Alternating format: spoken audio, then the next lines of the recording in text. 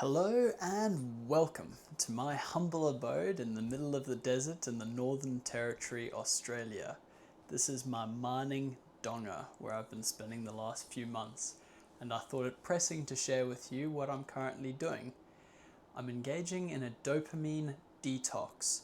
Essentially, no masturbation, no social media, no coffee, no sugar, no processed foods, but any other form of synthetic or human created dopamine I'm avoiding. Why I'm doing this?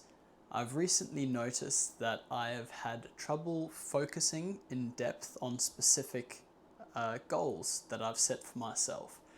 And I believe wholeheartedly that this is not entirely my fault. I think that there's a lot of systemic and structural factors at play that are all sort of compounding to impact our ability to focus and concentrate.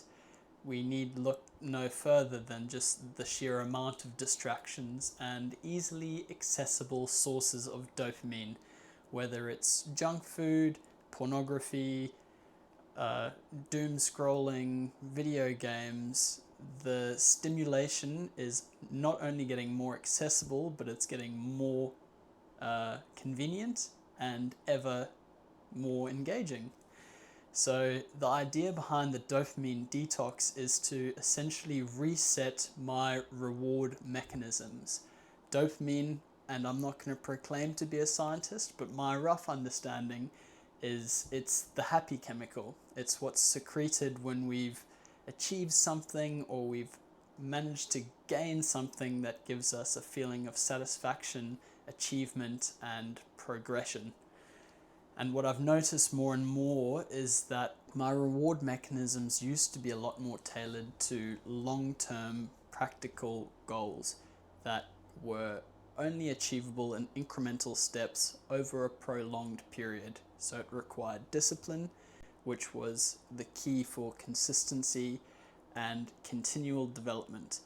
At the moment, granted there was a period there of immense nicotine, THC, alcohol, that's another one, consumption, as well as fast food, caffeine, sugar, all of these different factors through the university process I'd attribute my completion of the degree to. I don't think without those external stimulants I would have had the energy and sort of drive to pursue through the degree.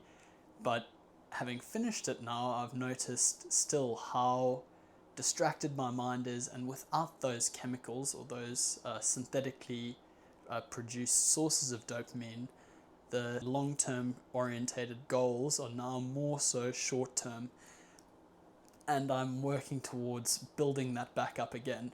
And so over the next few days, I'll continue to share my journey of what this detox has been like. Up until this point, I can say that it's been a very big roller coaster of emotion. I have very, very distinct highs and lows. The highs are very infrequent and seem to flee quite soon after being experienced. It's predominantly been a period of immense moodiness, irritability, easy frustration, but high distractibility as well. I've noticed just how much without sugar or caffeine, and it might sound surprising to say it, but even social media, my ability to G myself up or motivate myself to get something done really is something that has to come from within, because there's no external reward that I can promise myself in exchange for doing the task now. So that's really been a factor of how can I, without having these external motivators, I need to draw it back to the internal. And what has been a very noticeable shift is that I am very much in my head.